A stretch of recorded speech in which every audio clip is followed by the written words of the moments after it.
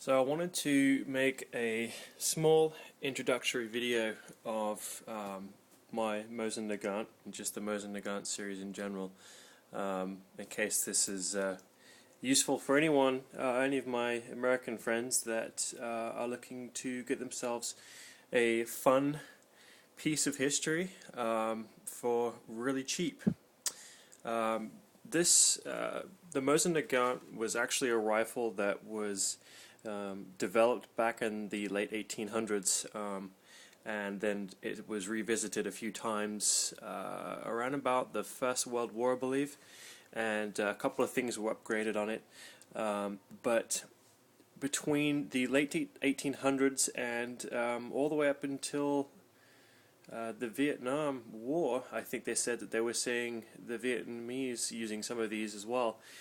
These rifles were produced in the millions. I believe there was about 14 or 17 million of these 5-shot bolt-action rifles produced, and so you can pick these up for a really good price. I actually got mine on sale from Big 5 for 120.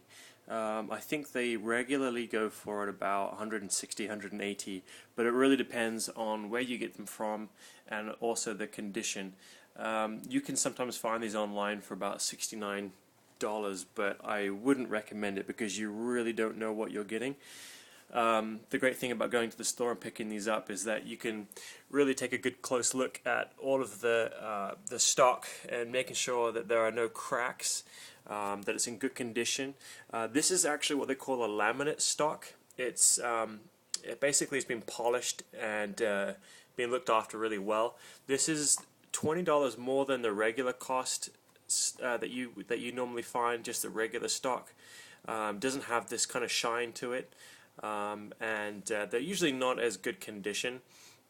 Some of those stocks that I saw in Big 5 were actually really bad. They looked like they'd been beaten up pretty severely. So I do recommend getting a laminate stock if you like that kind of shine that they've added to it.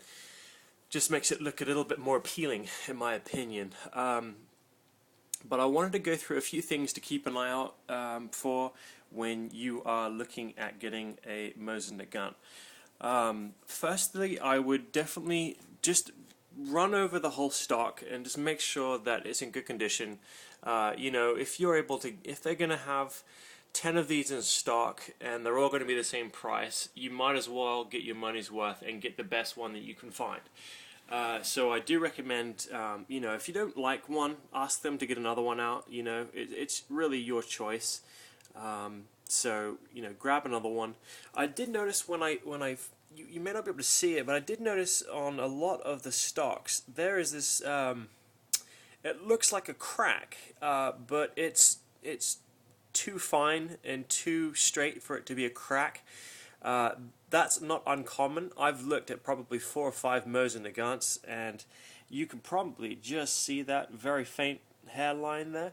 That is what I've seen on all of the stocks, and I believe it was probably part of the manufacturing process. Not sure why, but do not be alarmed by that.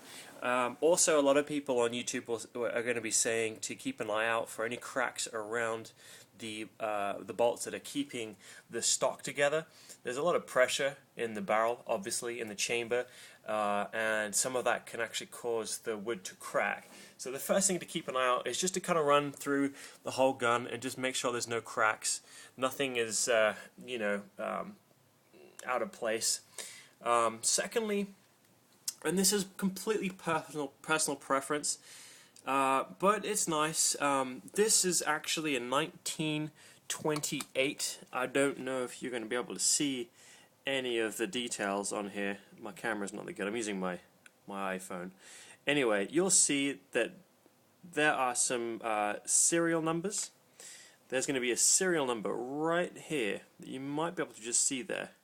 That serial number, along with the other information on this gun, it says this is a 1926. You won't be able to see it, but right here it says 1926. You might be able to see that. This is actually a really old gun. This is about 10 to 15 years older than most of the Mosin Nagants you're going to see. Most of them I've seen are about 1930s, 1940s. And this is actually a hex chamber. Some of them are going to be rounded, some of them are going to have this kind of hex design. It doesn't really matter which one you go for. But just keep an eye out for those serial numbers. You want to make sure that the serial numbers match up. You can have another serial number there in the magazine, and you're also going to have a serial number on the top of your bolt there. Like I said, this is personal preference, but it's nice to know that all of the pieces that you're getting with your gun are all of the same originals. Sometimes you're going to find these weapons, and they're going to have a different serial down here. They're going to have a different serial up on the chamber, and possibly a different bolt as well. Not a big deal, but you know, at least you know you're getting all of the original gun.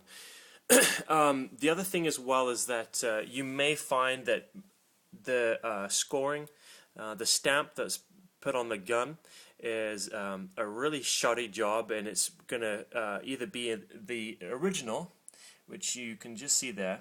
It's, you know, it's an original stamp. Some of them I've seen in Big 5. They've been done with electric pencil, and you can tell they've been done by hand. It's very ugly, and there's just no guarantees that that was an original piece. What you get with a gun, obviously the gun, you get this sling as well. You get this sling in the box. You will get an original ammo pouch. All of these pieces are original. These are all original pieces that the soldiers would have been given, the Russians. You do have a real bayonet. It's quite long.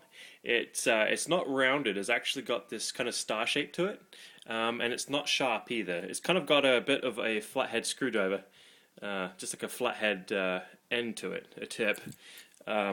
So that's what you get as well. You also get an original canteen, which was supposed to hold alkaline fluid, like a cleaning fluid, and an oil.